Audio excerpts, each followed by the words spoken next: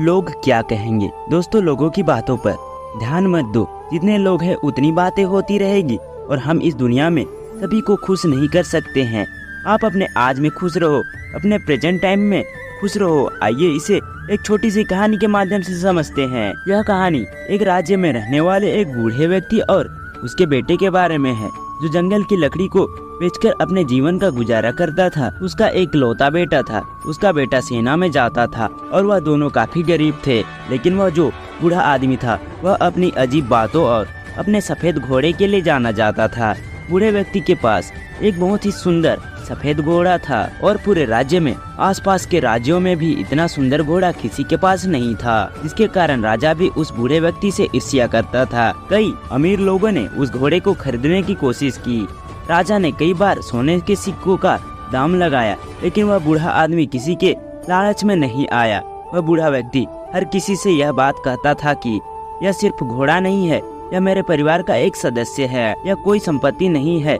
मैं पैसे के लालच में आकर अपने परिवार के सदस्य को कभी नहीं बेच सकता।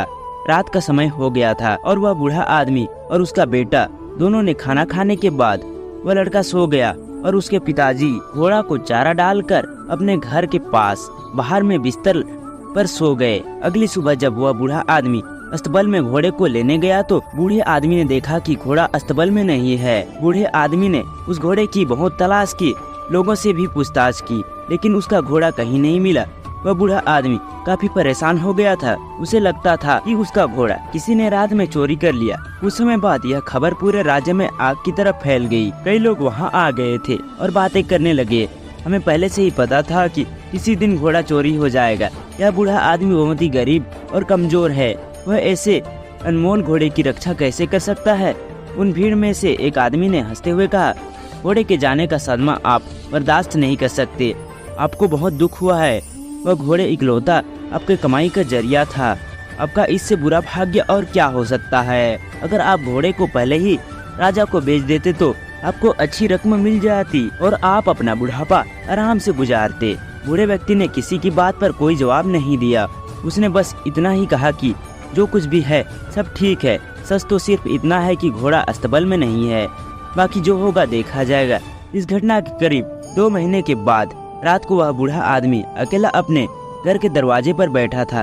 तभी अचानक रात को घोड़ा वापस आ गया। घोड़े को वापस देखकर बूढ़ा आदमी बहुत खुश था। उसने सोचा कि घोड़ा चोरी नहीं हुआ था, वह जंगल में भाग गया था। लेकिन आश्चर्य की बात यह है कि घोड़े के साथ उन नस्ल के 15 और घोड़े आ गए थे। फिर अगली सुबह यह खबर पूरे राज्य में जंगल की आग की तरह फैलने लगी। लोग इकट्ठा होने लगे और उस बूढ़े व्यक्ति से बोलने लगे, आप सही थे, घोड़े का जाना कोई दुर्भाग्य नहीं था, यह तो आपके लिए एक वरदान साबित हुआ है। आपके पास अभी एक नहीं 15 घोड़े हैं। आपकी किस्मत अब बदल चुकी है, अब आप घोड़ों के व्यापारी बन सकते हैं। वह बूढ़ा आदमी शांत रहा और बोला, सच तो यह है कि घोड़े के साथ 15 घोड़े और आ गए हैं। जो कुछ भी है सब ठीक है, आगे जो होगा देखा जाएगा। उस बूढ़े व्यक्ति के बेटे ने जंगली घोड़ों को वश में करना सीखना शुरू किया, लेकिन घोड़े जंगली थे तो जल्दी वश में नहीं आ रहे थे।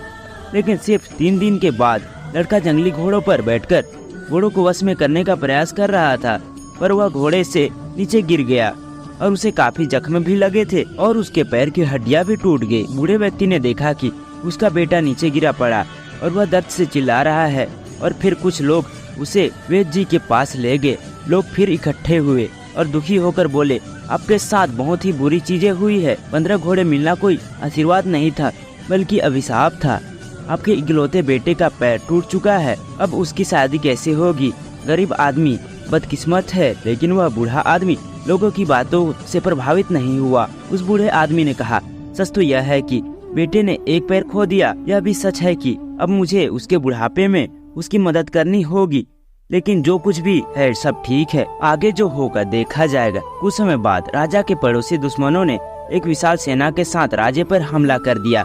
राजा को अपनी सेना को तैयार करने का भी समय मिल नहीं रहा था। राजा की सेना अचानक हुए हमले के कारण कमजोर पड़ने लगी, इसलिए राज्य के सभी युवाओं को भी न चाहते हुए जबरदस्ती सेना में ले लिया गया। राजा और उसकी प्रजा युद्ध में दुश्मनों के साथ लड़ाई करते करते मर रहे थे और दूसरी तरफ लेकिन उस बूढ़े आदमी का बेटा बच गया क्योंकि वह लंगड़ा था। लोग रोते हुए बूढ़े आदमी के पास जमा होने लगे और लोगों ने उनसे कहा, आप सही थे, आपके बेटे का टूटा हुआ पैर आपके लिए आशीर्वाद साबित हुआ, उसे युद्ध में नहीं जाना पड़ा। लेकिन हम सभी बहुत परेशान हैं, हमारे बच्चे अब चले गए हैं, हमें नहीं पता कि वे युद्ध से वापस आएंगे या नहीं। हम सभी जानते हैं कि आप सुख और दुख में एक से रहते हैं, लेकिन आप यह सब कैसे कर लेते हैं? बूढ़े व्यक्ति ने कहा, सबसे पहले सच को समझो, सिर्फ इतना है कि तुम्हारे बेटे मातृभूमि की सेवा करने गए हैं। शायद यह तुम्हारी इच्छा नहीं थी, फिर भी वह चले गए। यह दुर्भाग्य है या सौभाग्य कोई नहीं जानता। वह आगे बोला, जब तक आप लोग चीजों को अच्छा या बुरा कहने की आदत नहीं छोड़ेंगे, तब तक आप परेशान होते रहेंगे। भाग्य की देखभाल क्यों करनी है? अगर करना ही है तो अपने कार्यों का ध्यान रखें और अपने विचारों का ध्यान रखें और खुशी से जीवन जीते रहें। लाभ हानि भाग्य ये जीवन के छोटे से हिस्से हैं। जिस तरह से आप लाइन को पढ़कर पूरी किताब नहीं समझ सकते, उसी तरह आप एक घटना के आधार पर यह कैसे तय कर सकते हैं कि जीवन अच्छा है या बुरा? जो हमारे नियंत्रण में नहीं है, हम उसके बारे में राय बनाते हैं और अर्थहीन निर्णय देकर परेशान हो जाते हैं।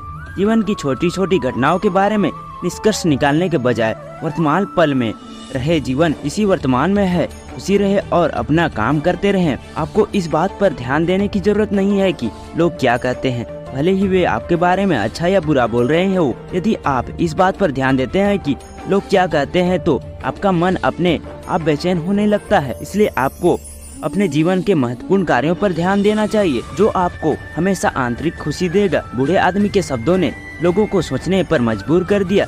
शायद बूढ़ा आदमी सही था, लोगों को अपने बेटों की फिक्र तो थी, लेकिन अब उन्हें यह उम्मीद भी थी कि वह युद्ध जीतकर वापस जरूर आएंगे। साथ ही उन्होंने यह भी समझ लिया था कि जीवन में हर घटना एक कारण से होती है और अच्छे या बुरे फैसले समय के साथ बदल सकते हैं। सबसे जरूरी है कि वर्तमान में जीना और अपना कर्म करते रहना। और उसके बाद करीब 2 दिन बाद राजा यह युद्ध जीत गया, लेकिन उस युद्ध में काफी सैनिक और वह नौजवान घायल हो चुके थे।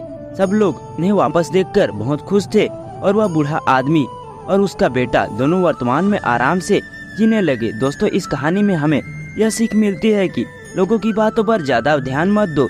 जितने लोग हैं उतनी बातें होती रहेगी और हम इस दुनिया में सभी को खुश नहीं कर सकते। अपने आज में खुश रहो और अपने प्रेजेंट टाइम में खुश रहो। इसलिए जो आपको सही लग रहा है और जिसमें आपका फायदा है, उस बात का अपने दिमाग के आधार पर सही फैसले लो। लोग आज कुछ कहते हैं तो कल कुछ और, इसलिए हमें लोगों पर नहीं बल्कि अपने काम पर ध्यान देना है, अपनी मंजिल पर ध्यान देना है और आगे बढ़ते रहना है। अगर हम इसी तरह लोगों की बातें सुनते रहें तो हम कभी भी आगे नहीं बढ़ पाएंगे और इनकी बातों में उलझ कर रह जाएंगे। दोस्तों, अपने आज के इस वीडियो से क्या सीख मिली वह मुझे आप कमेंट में बता सकते हैं।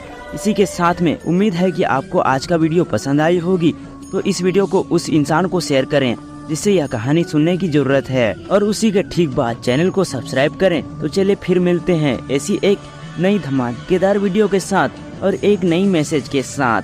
तब तक के लिए अपना ख्याल रखिएगा। जय श्री कृष्ण, राधे राधे।